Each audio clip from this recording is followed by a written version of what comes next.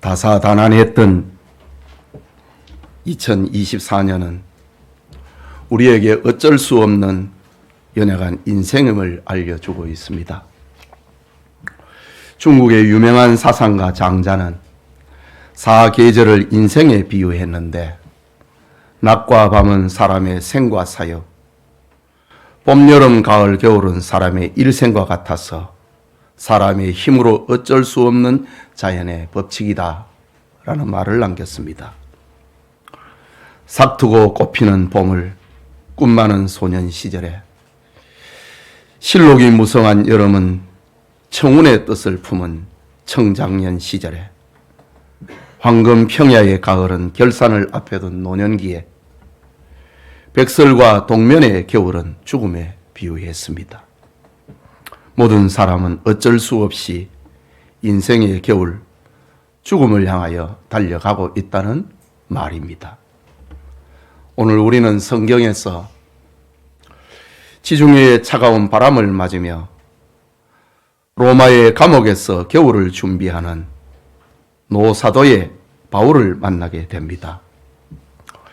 이때 바울의 나이가 65세 정도로 추정이 되는데, 요즘 65세 하면은 청년과 같지만은 고대 사회에서의 65세는 그야말로 할아버지지요.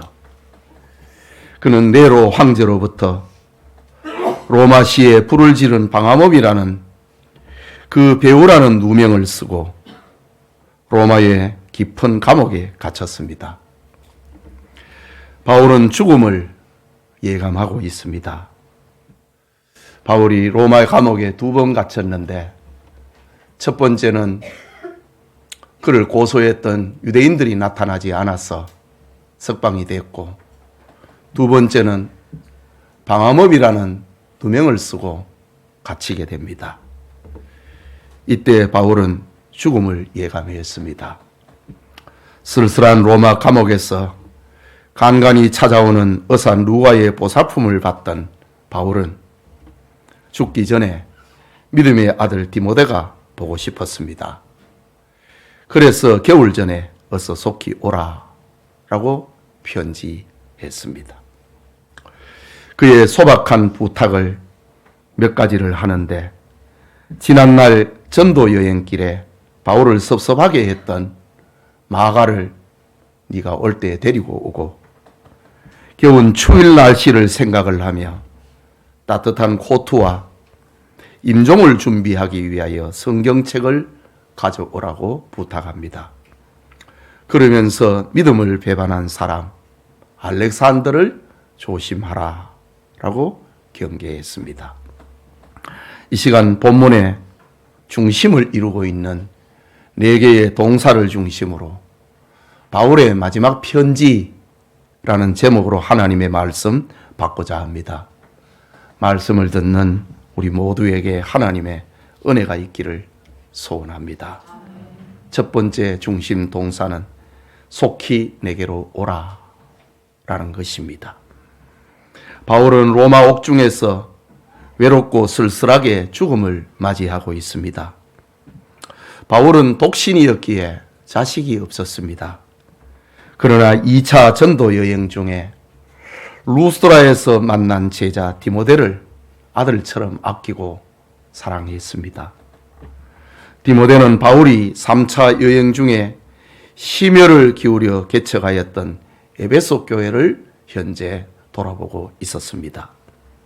바울은 믿음의 아들 디모데가 한번 보고 싶었습니다. 그래서 오늘 9절에 너는 어서 속히 내게로 오라. 또 21절에는 너는 겨울 전에 어서 오라고 재촉하고 있습니다. 여러분, 항해술이 발전하지 않았던 고대 사회에 지중해를 겨울에 항해한다는 것은 큰 위협이 따랐습니다. 지난날 바울도 겨울에 지중해를 항해하다가 유라굴로라는 광풍을 만나 죽음의 위협을 겪은 적이 있었습니다. 그래서 바울은 겨울 전에 어서 오라고 재촉하고 있는 겁니다. 사실 바울은 옥살이하거나 쓸쓸한 죽음을 맞을 필요가 없는 사람이었습니다. 로마 시민으로 태어난 그는 정통파 히브리인이었고 가말리엘의 문화생으로 학문적 명예를 가진 사람이었습니다. 요즘 표현으로 하면은 출세가 보장이 된 사람이었습니다. 그런 그가 기독교 박해자가 되어서 다메섹을 향하던 중에 부활하신 주님을 만나게 됩니다. 사울아 사울아 네가 어찌하여 나를 박해하느냐 라는 주님의 음성을 듣고 개종을 하고 주님의 은총의 포로가 되어서 이방인에게 복음을 전하는 사도가 되었습니다.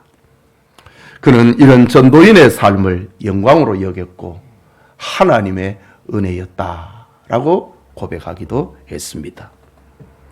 한평생 전도인의 삶을 산 바울에게 이제 인생의 마지막이 다가왔습니다. 젊음과 자유가 있을 때는 많은 사람들이 그를 따랐습니다. 그의 설교를 듣던 사람 중에는 능력의 역사가 일어났고 고비고비마다 하나님의 기적의 손길이 나타났습니다. 그리고 알게 모르게 바울을 돕는 이들과 동역자들도 적지 않았습니다. 그러나 죽음을 앞둔 사형수가 되자 사람들은 이런저런 이유를 대면서 하나둘씩 바울을 외면하기 시작했습니다. 본문 10절에서 11절이 그것을 말하고 있는데 데마는 이 세상을 사랑하여 나를 버리고 데살로니가로 갔고 그레스게는 갈라디아로 디도는 달마디아로 갔고 누가만 나와 함께 있느니라고 했습니다. 모두 떠나버리고 오직 의사 누가만 바울의 곁을 지키고 있었다는 말입니다. 그래서 바울은 디모데에게 어서 속히 내게로 오라고 마지막 편지를 보내고 있습니다. 성경은 이처럼 바울의 인간적인 진솔함과 외로움을 사실적으로 기록하고 있습니다. 복음을 위하여서 한평생 살았던 바울의 최후가 이렇게 쓸쓸하고 외로웠다는 사실에 우리는 놀라지 않을 수 없습니다. 하지만 사람은 결국 혼자가 된다는 것을 가르쳐주고 있습니다. 오직 하나님만이 우리의 믿음이고 우리의 소망이고 우리의 사랑이라는 말이지요. 그렇다면 우리도 바울처럼 믿음으로 겨울을 준비하고 죽음을 준비해야 할 것입니다. 이런 삶이 우리 모두에게 있기를 축복합니다. 둘째로 중심 동사는 마가를 데리고 오라라는 거였습니다. 본문 11절 중간에 보면은 네가 올 때에 마가를 데리고 오라. 그가 나의 일에 유익하니라고 했습니다. 사도행전을 보면은 마가의 집은 오순절에 신약 교회가 탄생한 장소였습니다. 그의 집은 120명을 수용하는 넓은 다락방을 가졌으니 부잣집 아들임에 틀림이 없습니다. 이런 마가가 하나님의 은혜를 받고 신자가 됩니다. 그리고 바나바와 바울이 선교사로 파송을 받을 때 그를 돕는 조수로 동행하게 됩니다. 그러나 전도자의 길은 자신의 기대와 달랐습니다. 영광과 존경을 기대를 했는데 그에게 찾아오는 것은 배고픔과 모욕과 박해의 길이었습니다. 결국 마가는 중도에 전도인의 길을 포기를 하고 고향 예루살렘으로 되돌아가 버렸습니다. 이것은 바울에게 깊은 상처가 되었습니다.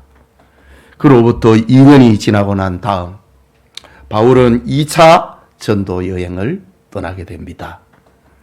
이때 마가를 다시 데려가자고 하는 바나바와 절대로 그럴 수 없다고 하는 바울이 심히 다투고 두 사도는 각자 전도 여행길에 오르게 됩니다.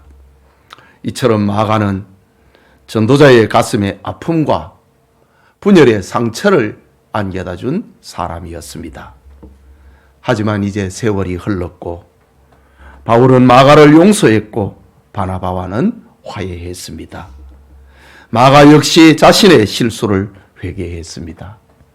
그뿐만 아니라 바울이 1차 로마 감옥에 투옥되어서 옥중 서신을 쓸 때에는 마가는 바울을 돕는 자가 되어서 감옥에 있는 연금되어 있는 바울에게 바깥 소식을 들려주는 그런 조수의 역할을 하고 많은 수고를 한 사람으로 골로새서 4장에서는 기록하고 있습니다. 이런 이유로 죽음을 앞에 두고 있는 바울은 디모데에게 네가 올 때에 마가를 데리고 오라. 그가 나의 일에 유익하니라고 말하고 있습니다. 예배드리는 성도님, 겨울을 그리고 12월을 맞이하면서 형제간에 등을 돌리고 성도가 서로 외면하는 것은 잘못입니다. 마음을 상하게 했으면 미안하다고 말을 하고 잘못한 것이 있으면 용서를 빌고 실수한 것이 있으면 양해를 구해야 합니다. 이것이 12월을 맞이하는 그리스도인의 삶이고 인생의 겨울을 준비하는 성도의 모습입니다. 그뿐만 아니라 우리는 하나님의 나라에 필요하고 유익한 사람이 되어야 하는 겁니다. 우리 성도님들이 회개한 마가처럼 교회에 유익이 되고 주의 종에게 필요한 사람이 되기를 축복합니다. 그게 세 번째로 겉옷과 가죽 종이에 쓴 책을 가져오라 라는 것입니다. 본문 13절의 말씀을 다시 봅니다. 네가 올 때에 내가 드로아 가보의 집에 든 겉옷을 가지고 오고 또 책은 특별히 가죽 종이에 쓴 것을 가져오라고 했습니다. 여기 드로아 가보의 집이라고 합니다. 드로아는 소아시아 서쪽 항구 도시로서 사도 바울이 2차 전도 여행 중에 유럽 전도의 환상을 보았던 장소입니다. 바울은 지금 4차 전도 여행을 마치고 진행 중에 드로아 가보의 집에 머물다가 방화범의 배후로 체포가 되었는데 겉옷을 입을 겨를도 없이 로마로 압송되었습니다. 로마의 지하 감옥에서 겨울을 보내기 위하여서 외투 한 벌이 그에게 필요했던 것입니다. 그래서 바울은 디모데에게 네가 올 때에 내가 드로아 가보의 집에 두었던 입고 오지 못한 그 겉옷을 가지고 오라 라고 부탁하고 있는 겁니다. 여러분, 일제강점기에 신사참배를 반대하다가 감옥에서 순교하신 주기철 목사님은 1938년부터 44년 순교의 순간까지 무려 6년간이나 감옥에 들어가며 나오기를 반복했습니다. 고문과 회유, 협박과 조롱, 그리고 동력자들의 배신, 숱한 환난을 겪었습니다. 순교하기 전날 만신창이가 된 주목사님은 사모님이 면회하러 왔을 때 3가지 소박한 유언을 남깁니다. 첫째는 내 늙으신 어머니와 어린 자식을 부탁하오 라는 것이었고, 둘째는 여보 따뜻한 숭늉 한 사발 마시고 싶소 라는 말이었고, 셋째는 주님 앞에 가서 조선 교회를 위하여 기도하리이다 라는 말이었습니다. 참 한국 교회가 오늘날에는 참 영웅처럼 떠받들고 있는 주기철 목사님의 소박한 유언이었습니다. 오늘 본문의 사도 바울 역시 지중해 추위가 힘들어서 네가 올 때에 내가 들어와 가보의 집에 둔 겉옷을 가지고 오라. 소박한 부탁을 했습니다. 그러면서 책은 특별히 가죽 종이에 쓴 것을 가져오라고 합니다. 이 책은 두말할 것 없이 바울이 아끼고 사랑했던 성경을 말하는 겁니다. 바울이 죽기 전에 읽기 원했던 것은 성경이었습니다.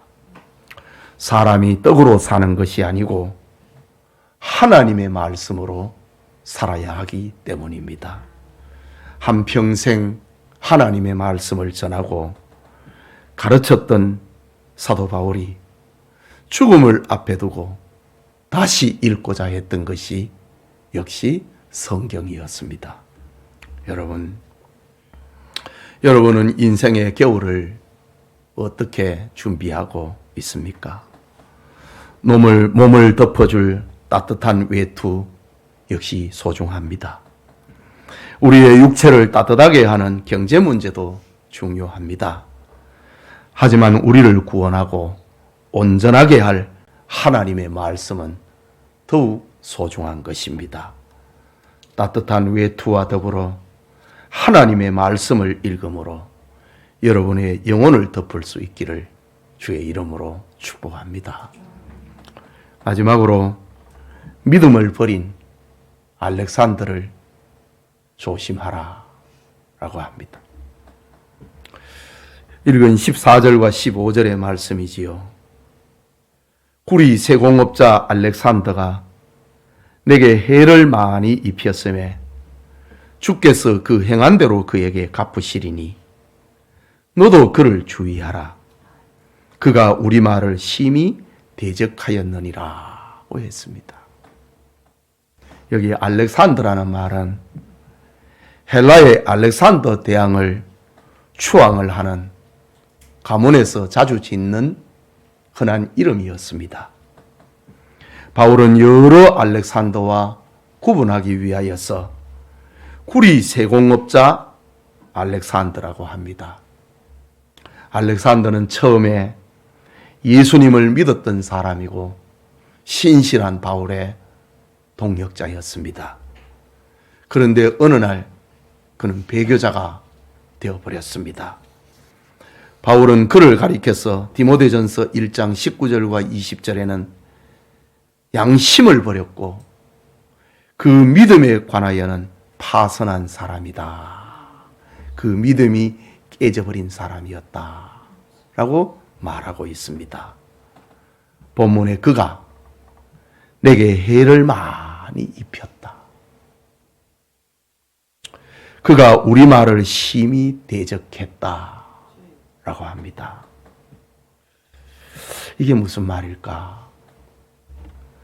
구리 세공업자 알렉산더는 바울이 로마 시를 불지른 방화범의 배우로 재판을 받을 때 거짓 증언을 하여서 공경에 빠뜨렸다는 말입니다. 여러분, 생명이 아깝지 않은 이가 누가 있습니까? 바울이 죄를 짓지 않았는데 방화범의 배우로 지목이 돼서 사형을 지금 앞에 두고 있는데 바울이 그러지 않았다고 변명해 줄 사람은 없고 바울이 그렇다, 방화범의 배우다 이렇게 주장하는 사람이 나타났던 겁니다.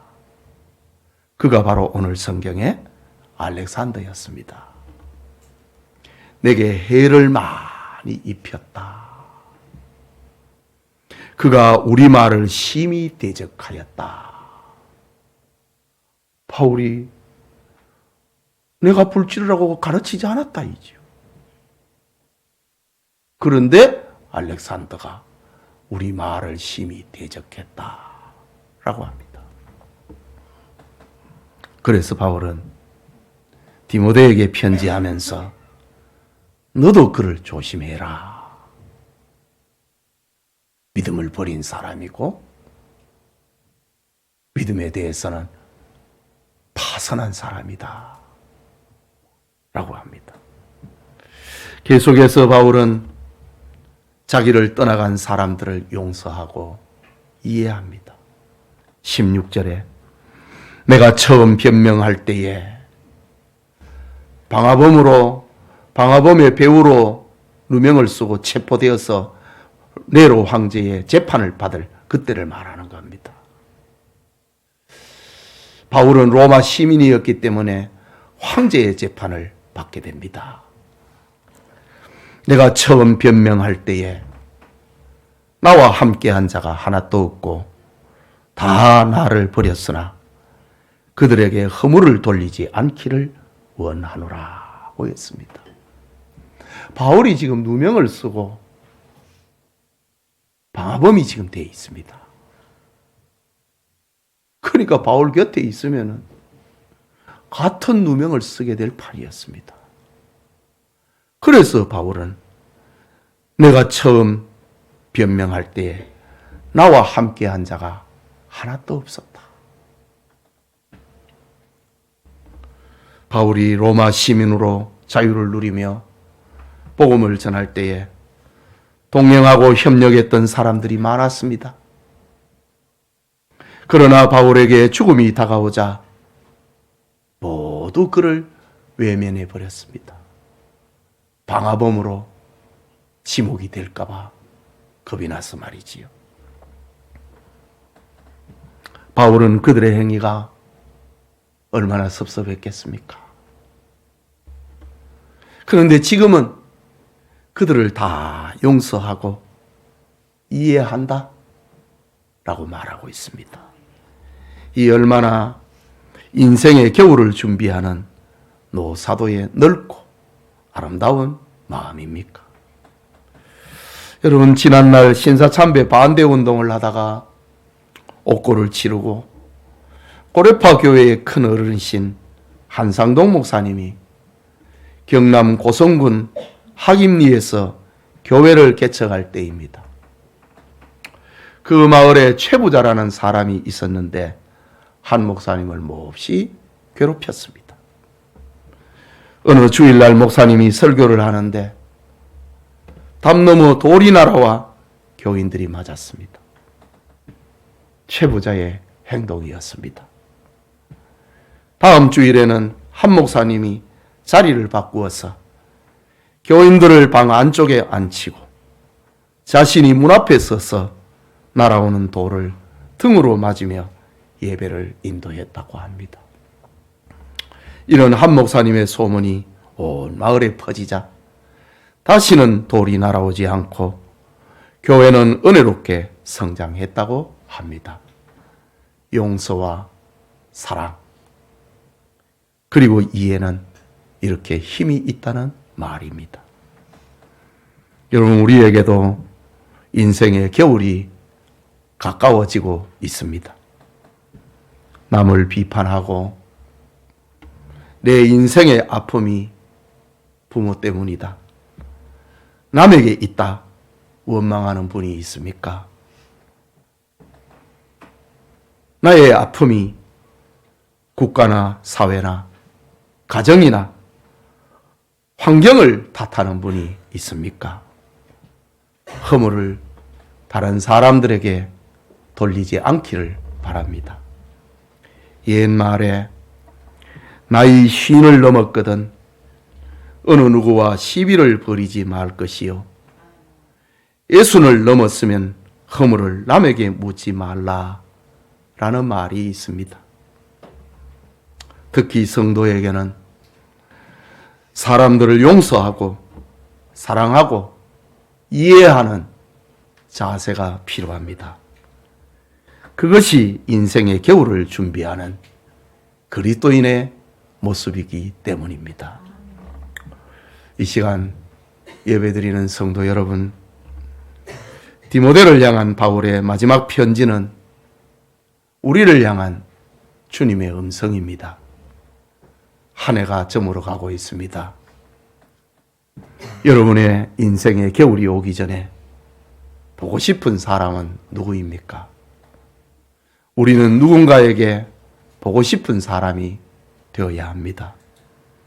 하지만 사람은 결국 하나님 앞에 혼자라는 사실을 잊지 말아야 합니다. 그러므로 하나님만이 나의 믿음이요, 나의 소망이요, 나의 사랑으로 삼아야 하는 겁니다. 서로 외면하고 등 돌리고 있다면 미안하다고 말하고 잘못이 있으면 용서를 빌어야 합니다. 설령 가슴 아픈 과거가 있을지라도 인생의 겨울이 오기 전에 하나님의 나라에 필요한 사람, 유익한 사람이 되어야 하는 것입니다. 따뜻한 옷 한 벌을 그리워하는 바울의 소박함처럼 하나님의 말씀으로 자신의 영혼을 채우려고 했던 바울처럼 영혼의 목마름이 우리 교우들에게 있기를 소원합니다. 그리고 믿음을 배반한 알렉산더와 같은 사람이 되지 말고 불신앙을 경계하고 이웃의 허물을 용서하고 이해하는 그리스도인이 되어야 합니다. 영천의 모든 성도님들에게 인생의 겨울을 준비하는 은혜가 충만하기를 주의 이름으로 축복합니다. 우리 같이 말씀을 생각하고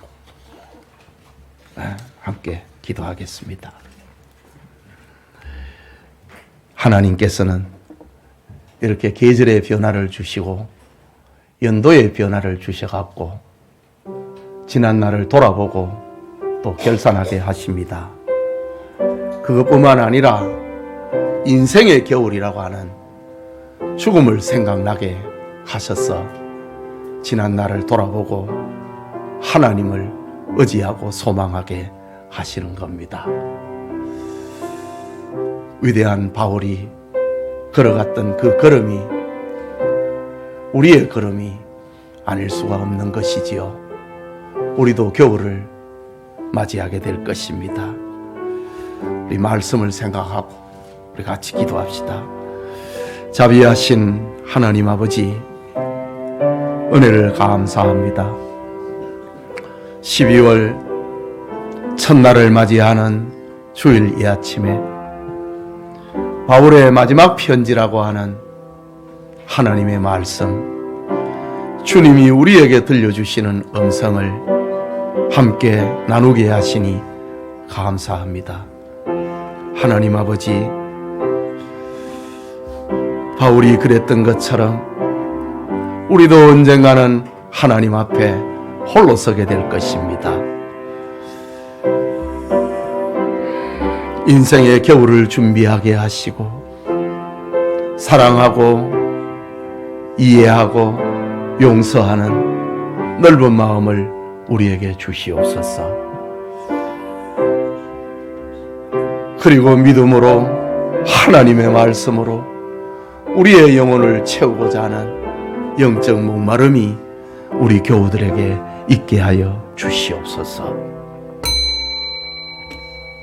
하나님, 말씀을 받고 함께 기도하는 우리의 기도 소리가 하늘에 상달되게 하여 주시옵소서. 예수님 이름으로 기도합니다. 아멘.